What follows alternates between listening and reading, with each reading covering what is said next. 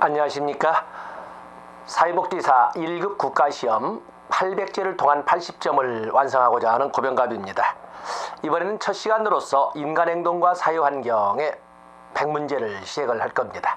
무슨 100문제를 여러분에게 일일이 설명한다기보다는 어떻게 하면 맥을 찾아가느냐에 초점을 두고 접근을 할 겁니다. 그래서 대단히 빠른 속도로 너무나 문제풀이를 타인의 목소리로 듣게 되면 지루하기니까 그 시간은 짧고 오히려 여러분이 눈으로 볼 수 있는 시간은 길게 갖도록 이렇게 전략을 짜도록 하겠습니다. 자, 첫 번째 우리가 10페이지를 보시면은 인간행동과 사회환경의 첫 번째 문제, 보통 일반적으로 서비스로 나오는 문제를 몇 문제를 다뤄놨습니다. 보통 모든 시험에는 25개 문제 중에 약 20%라고 해서 5개 정도 문제는 반드시 맞아야 되는, 또 반드시 맞는다기보다는 오히려 더 점선한 거죠. 긴장을 풀게 하는 이런 문제가 들어있게 되는데 바로 첫 번째 문제가 바로 그 문제가 되겠습니다. 그래서 긴장을 풀게끔 하는 문제, 더 당연히 맞아야 되는 문제 첫 번째입니다. 인간 발달의 관점에 관한 설명으로 옳지 않은 것은, 자, 인간 발달의 관점, 적어도 1급을 준비하시는 분들이 모를 리 없겠습니다만 그래도 시간을 절약, 우리가 50문항을 풀어가는 1교시에서 시간을 절약할 수 있는 문제가 되겠습니다. 개인의 유전 형질도 인간 발달에 영향을 미친다. 그렇죠? 인간의 성장 발달은 이제는 통설이죠. 유전과 환경의 상호작용의 결과이다. 그 기본 정설입니다. 물론 여기에다가 새로운 것을 집어넣은 코프카처럼 거기에다가 저마다의 주체적인 결단이라는 자아를 포함하는 사람도 있고, 또 그러면 아들러와 같이 저마다 가지고 있는 창조적인 힘을 통해서 성격 발달을 설명하는 사람도 있습니다만, 그러나 어느 누구도 유전과 환경의 상호작용을 부정하는 사람은 존재하지 않습니다. 개인의 유전 형질도 인간 발달에 영향을 미칩니다.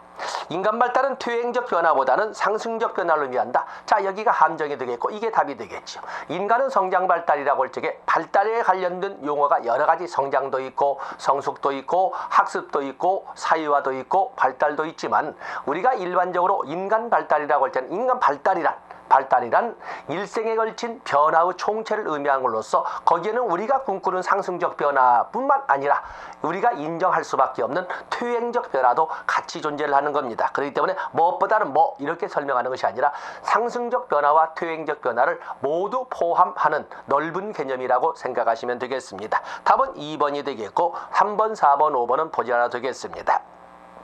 2번에 보시면 환경 속 인간에 관한 설명으로 옳지 않은 것은, 자, person in environment라고 하는 환경 속의 인간, 저희 환경의 영향력도 인정을 해야 된다 하는 이런 그 접근을 우리가 환경 속의 인간이라고 하는데, 보통 실천론에서는 개별사회 사업의 더 심리사회 모델, 1930년대 해밀턴의 리치몬드의 이론을 기초로 프로이드 정신분석을 가미해서 만든 심리사회 모형에다가 거기에다가 환경의 영향도 가미한다는 기능주의적 관점을 반영한 것이 심리사회 모델이지요. 그래서 환경 속의 인간 나와 있습니다. 인간을 환경과 지속적인 상호작용을 일으키는 존재로 본다. 인간과 환경 사이의 유기적 관계를 설명한다. 인간은 사회 환경을 지배하는 독립적 존재하다. 지배한다는 말도 오늘날에는, 지배한다는 말은 19세기 후반 20세기 전반까지는 사용되지 못하지만 요즘에는 공존하는, 이렇게 설명해, 서로 영향력을 주고받는, 이렇게 설명을 하는 것이지 지배하는 단어도 불쾌하지만 또한 독립적이란 단어가 함정이 되겠습니다. 답은 3번이 되겠습니다. 4번, 5번은 눈으로 일변해도 됩니다. 3번에 보시면 다음의 설명으로 옳은 것을 모두 고르면, 자, 보면은 성장, 학습, 성숙, 발달. 성장, 성숙, 발달에 관련된 용어의 예가 쭉 나와 있습니다. 성장이라고 하는 것은 신체적 측면에 초점을 두고 바라보는 양적 변화를 성장이라고 합니다. 양적 변화를 성장이라고, 그에 비해서 세 번째 나와 있는 성숙이라고 하는 것은 하나의 일생의 성장의 하나의 계획표 속에 포함이 되어 있습니다만 생리적, 생화학적, 질적 변화를 성숙이라고 합니다. 어른스러워지는 거지요.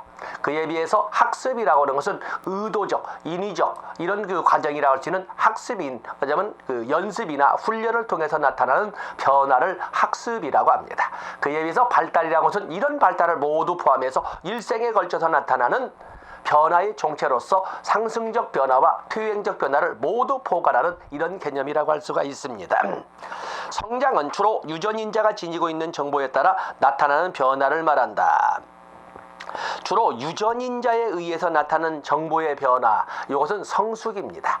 그래서 유전인자에 의해서 생리적, 생화학적, 유전인자에 따라서 생리적, 생화학적 변화가 이렇게 등장을 하게 되는데, 그 때문에 이것은 성숙의 개념입니다. 그래서 삶의 계획표에 의해서 나타나는 생리적, 생화학적, 질적인 변화를 성숙이라고 하기 때문에 이것은 성장의 성숙이 되겠고, 그다음에 학습은 훈련을 통해서 변하는 과정을 의미한다. 그렇습니다. 성숙은 신체의 크기, 근육의 세기 등 양적 변화를 말한다. 신체적 측면에 초점을 두고 바라보는 양적 변화는 성장이라고 합니다. 발달은 유기체가 생활하는 동안의 모든 변화를 의미한다. 유기체가 생활하는 동안에 나타나는 모든 변화, 그렇죠. 일생에 걸친 모든 변화는 발달이라고 합니다. 옳은 것은 니은번과 리을번이 되겠고, 기억번, 디귿번은 바뀐 내용이 되겠습니다. 자, 페이지 넘어가 보시면 인간 발달의 원리에 대한 설명을 오는 것은, 자, 여기도 반드시 나오는 겁니다. 앞에 나오는 3번 성장, 성숙, 학습, 그리고 발달의 개념도 언제나 나옵니다. 3번도 반드시 나오지만 4번도 반드시 나오는 영역이라고 할 수가 있겠습니다. 인간 발달의 원리에 대한 설명으로 옳은 것은, 인간 발달의 원리는 우리가 노트 정리를, 이론 강의하고 노트 정리를 할 적에 인간 발달은 유전과 환경의 상호작용의 결과이다. 상호작용성. 인간 발달은 연속적으로 일어난다. 연속성. 또 인간 발달이라고 하는 것은 다양한 특징도 있지만 예언 곤란성. 또 그런가 하면 그 인간 발달에도 우리가 한 판서를 해봐야 되겠군요. 그래서 보면은 여러분들 눈에 보니까 잘 몰라요. 인간 발달의 원리를 다 알고 있습니다만, 인간 발달은 언제나 첫 번째가 상호작용성. 상호작용성. 유전과 환경의 상호작용의 결과이다. 그리고 연속성을 가지고 일어난다. 그리고 예언 곤란성도 있지만 그건 좀 뒤에서 보고, 여기서는 일정 방향성을 가지고 나타난다.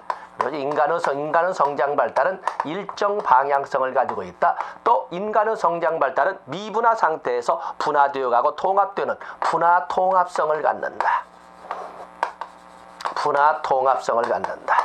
그런데 가장 중요하다고 할 수 있는 것은 바로 이게 되겠는데, 인간의 성장 발달이라고 하는 것은, 인간의 성장 발달, 일정 방향성을 가지고 나타나는데 그것이 일정한 기울기로 나타나지 않는다는 거죠. 그것을 일정한 기울기로 나타나지 않는다. 이것을 불규칙성.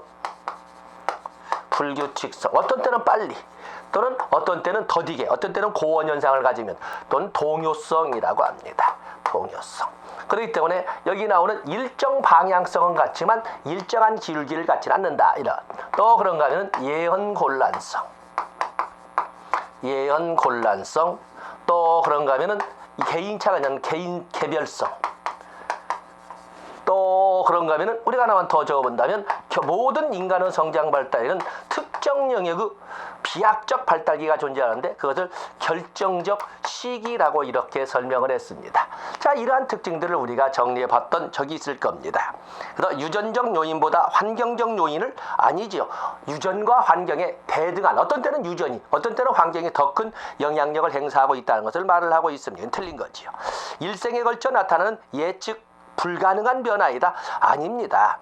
일생에 걸쳐서 인간 발달은 나타나지만 어느 정도 예측이 불가능하지는 않습니다. 어느 정도는 가능합니다. 어느 정도는 가능한 거죠. 불가능이라고 해도 아주 단정적으로 하지는 못합니다. 그러나 미래의 방향이라든지 여기 보는 것처럼 일정 방향성을 가지고 분화 통합성을 가지고 다소 기울기의 차이는 있지만 예언이 곤란하다. 자, 이걸 가지고 아마 2번을 답을 하시는 분도 있는데, 이거는 불가능하다는 것이 아니라 나이가 들어가면 들어갈수록 인간이라면 일반적으로 어떠한 공통적인 생애 주기를 가지고 있다. 어느 정도 예언이 갈라납니다. 그러나 개인적으로 본다면 어떤 방향으로 발달해 갈지를, 그게 예언이 어렵다는 것이지 불가능하다는 것은 아닙니다. 연속적인 과정이지만 발달 속도는 일정하지 않다. 답은 3번이 되겠지요. 그래서 2번의 함정을 파고 답은 3번으로 설정을 했습니다. 그래서 거기 뭐 5번 또 있지만은 여러분들은 3번을 2번을 함정을 하고 답을 3번으로 보시면 됩니다. 그다음에 5번도 역시 인간 발달에 대한 이론이 똑같이 판선되어 나와 있습니다만 일정한 속도로 전생에 걸쳐 일어난다? 아니죠. 전생에 걸쳐서 일정 방향성은 가지고 있지만 일정 속도를 또는 이런 말하자면 규칙성을 가지고 나타나지는 않습니다. 주로 유전적 요인에 의해 틀린 거죠. 유전과 환경에 의해서. 하부에서 상부로. 자, 일정 방향성. 여기 일정 방향성. 요것이 아주 자, 일정 방향성. 일정 방향성. 인간의 성장 발달에서는 상부에서 하부로. 그렇죠? 중심부에서 주변부로. 중심부에서 주변부로. 상부에서 하부로. 중심부에서 주변부로. 추신경에서 중추신경에서 말초신경으로. 또 큰 근육에서 작은 근육으로. 작은 근육으로. 자, 이런 식의 일정 방향성을 보여주고 있습니다. 그 때문에 여기는 바뀐 거죠. 이건 틀린 겁니다. 상부에서 하부로, 중심 부위에서 말초 부위로 틀린 거고. 인간 행동 양식의 전체적 맥락 안에서 분석돼야 된다. 그렇죠. 답은 4번이겠군요. 점진적으로 일어나는 체계적 변화이며 질적 변화보다는 양적 변화를 의미하는 것은 발달보다는 성장이라고 할 수가 있겠습니다. 다음에 6번 문제를 보시면 6번 문제는 여러분들이 보시되 다음에 거기 6번에 그래서 옳은 것은 쭉 되어 있는데 6번 태아기에서 노년기에 이르기까지 시간적 흐름에 일어나는 변화이다. 그래 말하자면 일생에 걸쳐서 나타나는 변화의 총체이다는 말을 이렇게 표현을 했습니다. 나머지 문제는 쭉 보시면 이해할 수 있습니다. 특히 5번에 앞에서 나왔던 문제를 다시 반복을 했습니다. 인간의 성장 발달은 일정 방향성을 갖는다. 상부에서 하부로, 중심부에서 주변부로, 중추신경에서 말초신경으로, 큰 근육에서 작은 근육으로, 또 일반 기능에서 세부 특수 기능으로 이렇게 발달해 간다. 이런 것을 쭉 보시면 되겠습니다. 페이지 넘어가십니다. 7번에 보시면 인간 행동에 영향을 미치는 사유체계에 대한 설명으로 옳지 않은 것은 다소 B급의 영역이 이렇게 되어 있습니다만 한번 보겠습니다. 가족 내 구조적 변화는 개인의 행동에 영향을 미친다. 그렇습니다. 이 가족체계라고 하는 것은 가족체계 간에 서로 영향력을 주고받는 끊임없이 영향력을 주고받는 이런 인과관계적 성격을 가지고 있는데 이걸 순환적 인과성이라고 합니다. 가족체계의 순환적 인과성. 그렇기 때문에 가족 구성은 어느 한 사람의 변화는 가족 전체에 영향을 미치고 또한 가족 전체에 미친 영향은 한 변화를 초래해서 또 가족 구성원 모든 구성원 한 사람 한 사람에게 영향을 미치게 된다라고 하는 것은 순환적 인과성이라고 하는 것입니다. 당연히 맞습니다. 인간의 성격은 조직 생활을 하면서 변화될 가능성이 있다. 이 말은 인간의 성격의 것은 부모로부터 내려받아서 가지고 태어나기도 하지만 점차 환경에 부닥치면서 성격이 변화될 가능성도 있는 것입니다. 환경의 영향력을 이렇게 표현했습니다. 집단은 집단 역동성을 통한 개개인의 사유화에 영향을 미친다. 당연하고 환경이지요. 지역사유의 특성은 인간의 성격 형성에 긍정적, 부정적 영향을 미친다. 당연합니다. 동일 문화권에 속하는 사람들은 일반적으로 동일한 성격을 갖는다. 아니지요. 이것은 환경만의 영향력을 말하고 있는데 환경만의 영향력이 존재하는 것이 아니라 환경의 영향도 있지만 저마다 같은 동일 문화권이라도 저마다 타고받은 물려받은 유전적 영향도 있기 때문에 성격은 서로 다를 수밖에 없습니다. 답은 5번이 되겠습니다. 다음에 8번 여러분이 보시고 9번을 보겠습니다. 인간 발달 이론의 유용성으로 옳지 않은 것은 인간 발달 이론, 인간과 환경 간의 상호작용을 파악할 수 있다. 일생을 통해 일어나는 행동의 변화를 설명해 준다. 비슷한 연령대의 사람들은 모두 동일한 특성이 있으며 인간에게는 언제나 단정적으로 똑같은 절대적 이런 용어 쓰지 않습니다. 모든 인간에게는 개인차가 존재를 하고 있습니다. 이건 답은 틀린 거지요. 자, 뒤에는 보지 않아도 되겠습니다. 페이지 넘어가겠습니다. 자, 여기 10번부터는 이제는 정신역동 이론, 프로이드, 에릭슨, 아들러, 융 등에 대한 이론들이 쭉 진행이 될 겁니다. 자, 먼저 10번 문제. 프로이드 반드시 나오죠. 우리가 정신역동 이론에서 기본 4문제 나오지 않습니까? 프로이드 나오고 아들러 나오고 에릭슨 나오고 융 나오고 거기에다가 방어기제까지 한다면 5문제. 기본적으로 언제나 기본적으로 5문제가 나온다라고 볼 수 있습니다. 그래서 우리는 4문제만 가지고 먼저 진행을 하겠습니다. 프로이드 이론에 대한 설명으로 옳은 것은 프로이드 거세 불안과 남근 선망은 주로 생식기에 생긴다. 자, 프로이드의 성격 발달, 심리 성적 발달 단계는 리비도의 위치, 리비도가 어디에 있는지에 서 구순기, 항문기, 남근기, 잠복기, 생식기로 이렇게 나누고 있는데, 거기 오디푸스 콤플렉스, 엘렉트라 콤플렉스라고 하는 동성애 부모를 라이벌로 여긴다고는 이런 콤플렉스가 등장하면서 일부 소수지만은 거세 불안이나 남근 선망과 같은 이런 행동 발달상 이런 잔존하는 특성이 나타나는 것은 그것은 세 번째 단계 남근기, 우리의 단계를 본다면 유치원 단계라고 할 수 있는 4살에서 한 6살 정도라고 하는 유치원 단계 수준에서 나타난다고 설명을 합니다. 이건 틀린 거지요. 치료 후 주요 목적은 개성화를 완성하는 것이다. 개성화 인디비듀얼리제이션을 목표로 하는 것은 융의 발달 단계입니다. 융은 인생의 전환점을 중년기로 보면서 중년기를 가장 강조했는데, 그때 나타나는 진짜 자기 자신으로 돌아오는 그 특성을 개별화, 개성화라고 했기 때문에 이건 융이 되겠습니다. 그 다음에 자아는 의식, 전의식, 무의식의 세 측면을 가지고 있다. 인간의 정신구조, 여기는 자아라고 설명했는데 인간의 정신구조를 가지고 설명할 적에 좀 더 넓게 한다면 프로이드는 인간의 본능은 삶의 본능인 에로스, 그중에 특히 리비도와 죽음의 본능인 타나토스가 있고, 인간의 정신구조는 인간의 의식, 전의식, 무의식으로 나눠져 있고, 또 그런가 하면 인간의 성격 구조라고 하는 것은 이드, 에고, 슈퍼에고라고 하는 원초와 자아 그리고 초자아로 이렇게 나눠져 있다고 설명을 했습니다. 인간의 자아는 전의식, 의식, 전의식, 무의식의 세 측면을 모두 가지고 있다. 그 중에 인간의 정신구조에 의식의 영역을 주된 영역으로 하되 일부도 전부 가미되어 있는 거죠. 여기는 함정처럼 출제가 됐습니다. 이 자아라고 하는 것은 현실의 원리의 지배를 받는 거기 때문에 주로 현실 속에서 드러나고 있는 의식으로 이루어져 있지 않습니까? 라고 하지만 살짝 밖으로 드러났지만 살짝 자극만 해도 밖으로 드러날 수 있는 전의식도 일부 있고, 그리고 당사자도 인식 아니거든 무의식도 일부 있다는 것이지, 꼭 이런 것이 어느 것 자아 속에는 의식만 있다 이렇게 설명하지 않는 겁니다. 그렇기 때문에 이거는 함정으로 출제가 됐네요.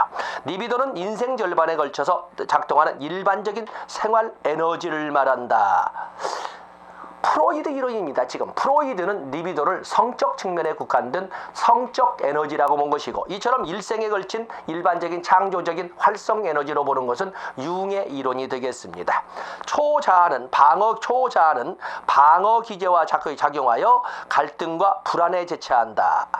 방어 기제를 주도하는 주체는 인간의 이 방어 기제를 주도하는 것은 이것은 자아가 되겠어요. 그렇기 때문에 어떠한 사회적 위험에 직면했을 때 자아가, 에고가 자기 스스로를 보호하기 위하여 자신도 모르는 사이에 무의식적으로 활성화시키는 것을 여기에 나오는 방어 기제라고 합니다. 그렇기 때문에 이 방어 기제의 주체는 자아가 되겠습니다. 초자아가 틀린 거지요. 답은 3번이 되겠습니다. 다음에 11번에 보시면 프로이드 이론이 사회복지 실천에 미친 영향으로 옳지 않은 것은 무의식적 동기의 중요성을 인식하는 데 유용하다. 그렇지요. 인간 자유의지의 중요성을 인식하는 데 유용하다. 인간의 자유의지란 말이 나오려면 인본주의 심리학, 제3의 심리학, 현상학적 심리학이라고 하는 그런 인본주의 심리학에서 메슬로우나 로저스에서 다뤄질 단어가 되겠습니다. 유아기 경험의 중요성을 인식한다. 방어 기제의 중요성을 인식한다. 본능의 중요성을 인식하는데 유용하다. 답은 2번 인본주의 심리학 또는 메슬로우나 로저스를 보시면 되겠습니다. 12번에 보시면 방어 기제에 대한 설명으로 옳지 않은 것은 방어 기제. 역시 한 문제 기다립니다. 갈등과 불안에 대처하기 위하여 초자아가 사용하는 아니죠. 자아가 자신도 모르는 사이에 자신을 지키기 위해서 활성화시키는 것을 방어 기제라고 하는 겁니다. 이건 틀린 거지요. 초자아가 아니라 앞에 다른 문제를 다시 반복해서 지금 내면화시킨 겁니다. 정신내적 갈등의 원천을 왜곡, 대체, 차단하기 위해서 활용한다. 긍정적 기능을 하는 경우도 있다. 요즘은 긍정적 기능을 이렇게 보다는 병리적 기능을 하는 경우도 있지만 주로 긍정적으로 인식하는 것이 특징입니다. 억압은 갈등 해결에 사용되는 대표적 방어 기제이다. 5번 방어 기제는 한 번에 2개 이상 사용하는 것이 일반적이기 되겠습니다. 그렇기 때문에 두 가지 이상의 방어 기제를 동시에 사용하는 경우도 있지만 사용하는 경우가 일반적입니다. 자, 보시면 되겠고. 자, 두 번 다뤄놨습니다. 페이지 넘어가십니다. 방어 기제와 그 예의 연결이 옳은 것은 부모에게 꾸중을 듣고 적대감으로 개를 발로 차는 것은 이것은 부정이 아니라 완전히 단절시키는 것은 부정이지만 적대감으로 다른 쪽으로 돌리는 것은 이것은 전치라고 합니다. 불치병에 걸렸음을 알고도 미래의 계획을 화려하게 세우는 환자는 이거는 미래의 계획, 그것을 부정하면 이것은 부정이 되겠네요. 부정. 내가 죽을 리가 없지. 나는 절대 그러지 않아. 해서 오히려 죽음을 거부하면 부정하고 미래에 꾸는 것은 부정입니다. 다음에 효도를 다하지 못한 책임감으로 독거 노인을 극진히 부양하는 자식은 이것은 왜냐하면 이것을 우리가 보상이라고 합니다. 이루지 못할 어떠한 그 해결책, 동원하지 못할 해결책이 있다면 다른 자신의 강점이나 장점을 활성화시켜서 이를 마치 대리만족을 느끼는 것은 보상이라고 합니다. 입원 중 간호사에게 아기 같은 행동을 하며 불안을 감소시키는 것은 우리가 퇴행이라고 합니다. 남편이 바람피워 데려온 아이를 싫어함에도 오히려 과잉보호와 사랑을 표시하는 것은 이것은 반동형성이라고 합니다. 답은 5번이 되겠네요. 다음에 14번에 보시면 다음과 관계 깊은 학자는 단순 문제로 나와 있습니다만 성격은 생물학적 요인과 인간의 심리, 사회문화의 상호작용이 결정. 심리사회문화라고 이런 단어가 나와 있는데 이 심리사회문화적 영향력을 강조하는 것은 성격발달 이론에서는 에릭슨이고 인지발달 이론에서는 교재에서는 언급하지 않았지만 비고츠키가 되겠습니다. 피아제의 이론에다가 심리사회문화적 영향력을 가미한 것은 비고츠키거든요. 그리고 인지적 측면은 비고츠키, 성격발달에서는 에릭슨이 되겠습니다.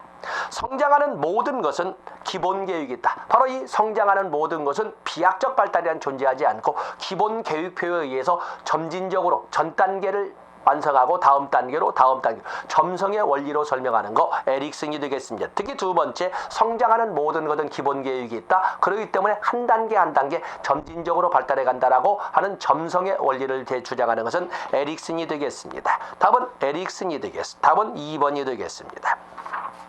다음에 15번, 에릭슨의 심리사회적 위기와 프로이드의 심리성적 발달 단계의 연결이 옳은 것은 이건 반드시 출제가 되고 반드시 가지고 가셔야 됩니다. 이걸 가지고 가셔야 나중에 발달 영역에서 태아기, 영아기로부터 시작해서 노년기까지 발달상 특징을 찾아볼 수가 있습니다. 그래서 보시면 에릭슨의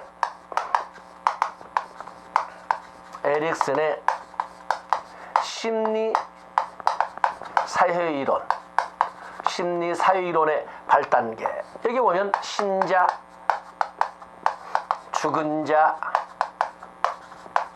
친생자라고 이렇게 제가 정리를 했었습니다. 그래서 첫 번째 단계가 친밀감 대 고립감, 그리고 두 번째 자율성 대 수치감이나 또 효유지요. 그다음에 주도성 또는 일부 책에서는 솔선성이라는데 주도성 대 죄책감,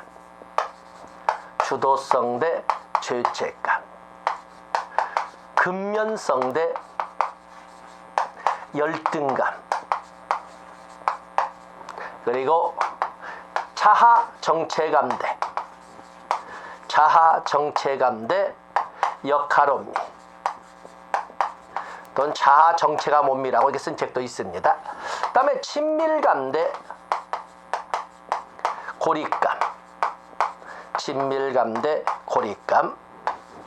그리고 생산성 대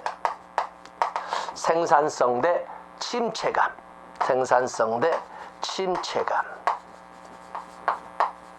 그리고 자아 통합 대 절망감.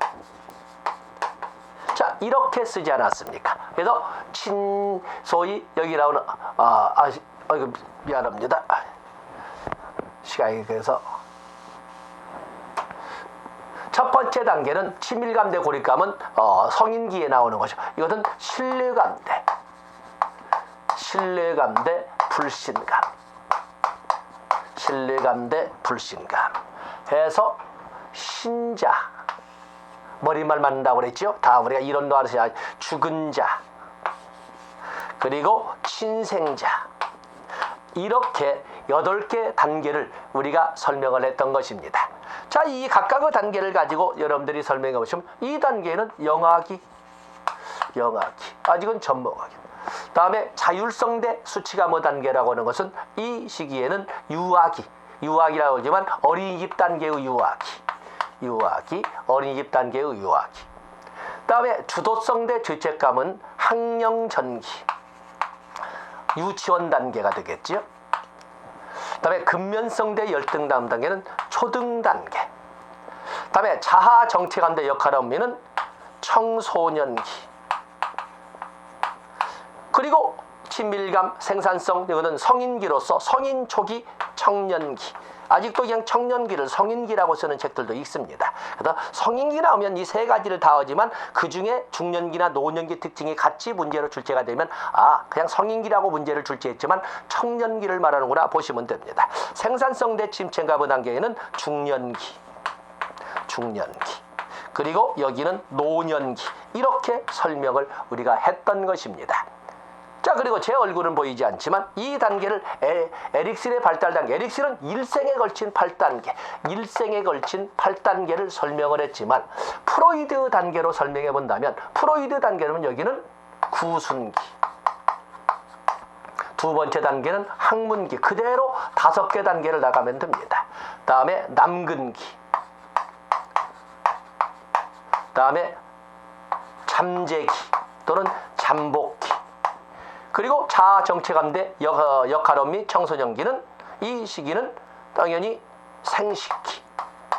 이렇게 5개 단계로 설명을 했던 것입니다. 자, 오늘 판서는 그만하겠습니다만 그 뒤에다는 이제 프로이드의 이 발달 단계 뒤에다가는 여러분들은 피아제의 인지발달 4단계에서 감각동작기, 그리고 전조작기, 구체적 조작기, 그리고 형식적 조작기를 같이 적어놓으시면 나중에 발달지를 쓰게 될 발달력 특징을 그냥 정리한 걸로 설명할 수가 있습니다.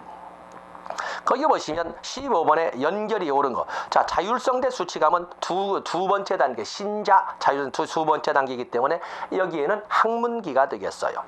근면성대 열등감, 신자, 죽은, 근자, 이건 초등학교 단계. 근면성대 열등감의 단계는 4번째 단계, 잠재기가 되겠고, 그 다음에 신뢰감대 불신감의 단계는 당연히 첫 번째 단계는 구순기가 되겠습니다. 친밀감대 고립감은 성인 초기, 성인기라고도 합니다만 보통 청년기로 설명하고, 정체감대, 자아정체감대, 역할혼비라고 것은 청소년기, 이 시기에는 잠재기가 되겠습니다. 답은 3번이 되겠어요.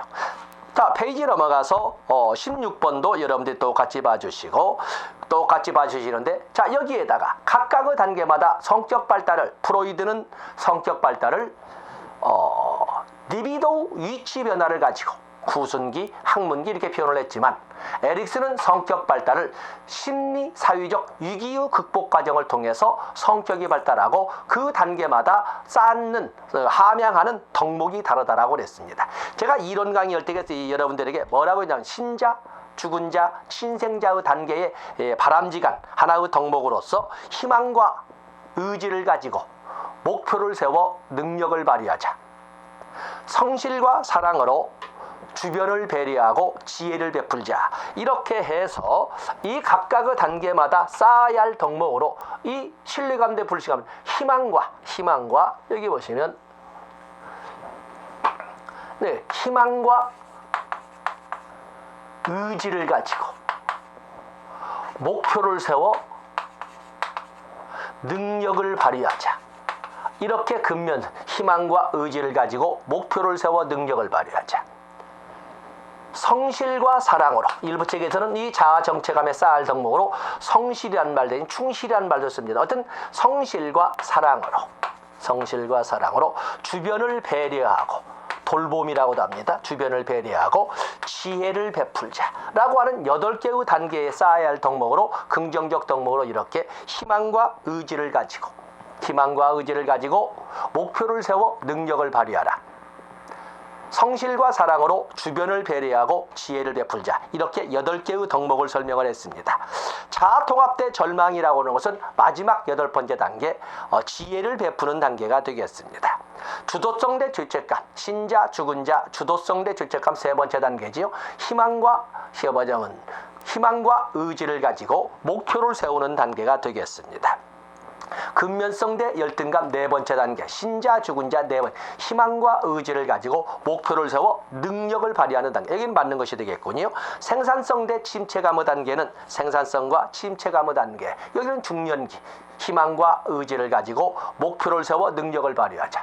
성실과 사랑으로 주변을 베풀고, 배려죠, 배려, 돌봄이 되겠습니다. 다음에 자율성 대 수치감은 2번째 단계니까 의지의 단계가 되겠습니다. 자, 그렇기 때문에 우리가 이 에릭슨의 단계는 시간이 지남에도 불구하고 자꾸 우리가 반복을 해 보아야 됩니다. 다음에 17번에 보시면 에릭슨의 심리사회적 이론의 기본 과정에 대한 설명으로 옳지 않은 것은 점성의 원칙을 따른다. 공격성과 성적 충동의 영향력을 강조한다. 공격성과 성적 충동 이런 단어가 나오면 우선적으로 프로이드로 가시면 됩니다. 인간을 합리적이고 이성적이며 창조적 존재로 본다. 자, 이것도 창조적이란 말을 가지고 많은 분들이 요거 아들러 아니냐 이러는데 워낙 적나라하니 2번이 나와 있습니다. 그러나 어쨌든 에릭슨도 인간을 합리적이며 이성적이고 창조적 존재로 본다. 인간 행동은 의식 수준에서 통제가 가능한 자아에 의해서 동기화된다. 프로이드와는 달리 이드만 강조하는 것이 아니라 자아를 더 강조하죠. 발달 단계에서 외부 환경에 대처하고 적응하는 과정을 중요하게 한다. 다 좋습니다. 3번, 4번, 5번 같이 가미해 주시고. 다음에 18번에 보시면 에릭슨에 대한 설명으로 옳지 않은 것은 에릭슨은 자아 심리 이론가이다. 자, 그래서 에릭슨은 이드보다는 에고를 강조했기 때문에 자아 이론이라고 한다고 그랬지요. 에릭슨의 이론을 심리사회적 이론이라고도 한다. 또는 1번처럼 자아 이론이라고도 합니다. 개인의 발달은 사회를 풍요롭게 한다고 한다. 이건 이론 강의에 설명하지 않았지만 아직은 놔둬보시고, 성격 발달에서 유전적 요인의 영향력을 배제했다. 유전적 요인의 영향력을 배제하는 사람은 한 사람도 없습니다. 답은 4번이죠. 3번은 몰랐다고 하더라도 4번이 워낙 들렸습니다. 각 단계별 심리사회적 위기를 극복하면 자아 특질이 강화된다고 본다. 심리사회적 위기의 극복 과정을 통해서 자아 특질을 가져오고 그것이 바로 성격 발달의 토대가 된다라고 설명을 합니다. 답은 여기 보시면 옳지 않은 것은 4번이죠. 4번. 3번 가르치지 않았습니다만 개인의 발달은 사회를 풍요롭게 한다는 관점을 가지고 있는 낙관론적 입장에 있습니다. 답은 4번이 되겠습니다. 다음 페이지 넘어가서 19번으로 넘어가 보시면 아들러의 이론에 관한 설명으로 옳은 것은, 자, 아들러는 우리가 언제나 인간의 성격 발달은 유전과 환경의 영향력에 의해서 이루어지지만 그에 못지않게 영향력을 발휘하는 것은 저마다 가지고 있는 창조적인 힘이다. 그 때문에 어떤 성격이라고 하는 것은 저마다의 가지고 있는 창조적 영향력의 반영으로 창조적 자아라고 할 수 있다라고 설명을 합니다. 창조적 자아. 그러면서 모든 행동의 출발을 열등감에서 찾으면서 열등감을 보상받고자 하는 욕구는 우월을 향한 추구 노력으로 나타나게 되고, 그 우월을 향한 추구 노력이라고 하는 것은 결국에 사회적 관심을 만들어내게 되는데, 그 사회적 관심과 활동 수준을 개폐해서 4개의 성격 유형처럼 같은 생활 양식을 제시한 사람이 아들러가 되겠습니다. 아들러는 특히 가족 형상 중에 특히 출생 순위를 강조했던 사람이고, 그리고 가상적 목표를 강조했던 사람이 아들러가 되겠습니다. 그래서 아들러의 개인 심리 이론을 말했습니다. 우월의 목표에는 긍정적 정향과 부정적 정향 모두가 포함될 수 있다. 그렇죠. 우월을 향한 목표. 그래서 보통 긍정적 경향이라고 하는 것은 공익이나 사유에 대한 이타주의적 성향의 추구 노력은 긍정적인 데 비해서 자기 자신을 중심으로 해서 이끌어가는 이런 노력은 부정적 성향이라고 표현을 했습니다. 개인은 환경을 객관적으로 파악하고, 자, 틀리거든요. 객관적이 아니라 이 아들러가 말하는 인간의 바라보는 것, 개인은 저마다 가지고 있는 창조적인 성향이 있기 때문에 개인은 객관적이 아니라 주관적입니다. 다음에 치료 목표는 증상의 경감이나 제거는 이건 프로이드에 있는 것이고, 여기는 열등감에 대한 보상이라고 할 수가 있겠습니다. 또는 기본적인 생활 양식은 4살에 5살 정도, 맞으면 프로이드의 남궁기 정도에 만들어지는데 그 이후에는 거의 변하지 않는다. 프로이드도 마찬가지고 아들러도 같이 거의 변하지 않는다고 봤습니다. 다음에 인간은 자신의 삶을 스스로 만들어갈 수 있는 창조적 자아를 지닌 존재라고 봤습니다. 답은 1번의 하자가 없고 4번은 뒤에가 지속적으로 변화한다가 틀린 것이 되겠습니다. 그 다음에 20번에 보시면은 아들러 이론에 대한 설명으로 옳지 않은 것은 이것은 인간 행동의 객관성과 보편성, 보편성이 아니라 거의 창조적 자아를 가지고 있는 주관적 존재로 봅니다. 인간을 하나의 통합된 유기체로 본다. 그렇죠. 인간을 하나의 아들러는 통합된 유기체로 본다. 출생순위가 생활양식 형성에 영향을 미친다. 성격대진 생활양식이라고 그랬습니다. 사유적 관심은 선천적이기도 하지만 의식적 개발을 필요로 한다. 개인의 성장 발달은 열등감을 극복하려는 시도에서 나온다. 5번이야 다 아시겠지만 4번은 이론 강의에 설명하지 않은 거기 때문에 가지고 가시면 됩니다. 아들러는 사유적 관심은 선천적이지만 의식적 개발을 필요하다. 이런 문장도 가지고 가실 필요가 있습니다. 그 다음에 21번에 보면 아들러의 창조적 자기에 대한 설명으로 오는 것은 창조적 자아라고 설명했던 저마다 가지고 있는 창조적 자아. 성격 형성에서 개인의 자유와 선택을 강조하는 개념을 아들러가 강조하는 창조적 자아라고 합니다. 성격에서 자아의 중요성을 강조하는 거다. 자아의 중요성을 강조하는 것은 이것은 에릭슨이죠. 자아 이론의 에릭슨이 되겠습니다. 초기 경험의 중요성을 강조하는 것은 물론 프로이드 학파지만 그중에 특히 프로이드로.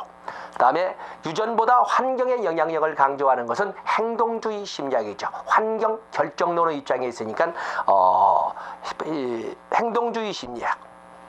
생의 목표에 도달하기 위해 설계한 독특한 좌표. 아들러가 말할 때 생의 목표에 도달하기 위해 설계한 독특한 좌표는 가상적 목표라고 설명을 합니다. 답은 1번이 되겠습니다. 자, 페이지 넘어가 보시면 아들러 문제가 또 하나 있군요. 아들러가 제시한 개념에 대한 설명으로 옳은 것을 모두 고르면 우월에 대한 추구는 개인적, 사회적 수준에서 나타난다. 우월을 향한 추구. 그렇죠? 그래서 우월을 향한 추구 노력은 열등감을 보상받고자 하는 우월을 향한 추구 노력은 결국에 우월을 향한 추구 노력은 긍정적 측면인 이타주의적 성향과 부정적 측면의 자기중심적 성향으로 나타난다라고 말했어요. 그래서 부정적 측면의 개인적 수준, 또 긍정적 측면의 사회적 수준을 말했습니다. 사회적 관심과 열등감에 기반하여 4가지 생활양식 유형을 제안했다. 4가지 생활양식 유형으로 지배형, 또 기생형, 또 회피형, 또 사회적 유형형 이렇게 4개가 있지만 그걸 구별하는 기준은 사회적 관심과 활동 수준 2가지라고 노트 정리를 했습니다. 사회적 관심과 활동 수준 2가지를 가지고 생활 양식을 나눈 것이지 열등감에 기반한 것이 아닙니다. 틀린 거지요. 열등감은 보편적 감정이며 인간의 모든 행동을 동기하는 그런 거죠. 그죠? 이 열등감이라는 것은 인간이라면 누구에게나 존재하는 것으로서 보편적 감정으로 모든 행동의 출발점으로 봤습니다. 창조적 자아, 생의 목표에 도달하기 위하여 설계한 좌표를 말한다. 생의 목표에 도달하기 위한 설계한 좌표는 가상적 목표라고 합니다. 답은 옳은 것이기 때문에 기역번, 디귿번이 되겠습니다. 자, 이 시간은 여기까지 하고 첫 시간이기 때문에 우리가 너무 좀 상세히 읽었으면 시간을 좀 낭비하는 것이 좀 있습니다. 그러나 이렇게 빨리 보지 않으면 볼 수가 없으니까 다음 시간에는 23번 6부터 시작하도록 하겠습니다. 고맙습니다.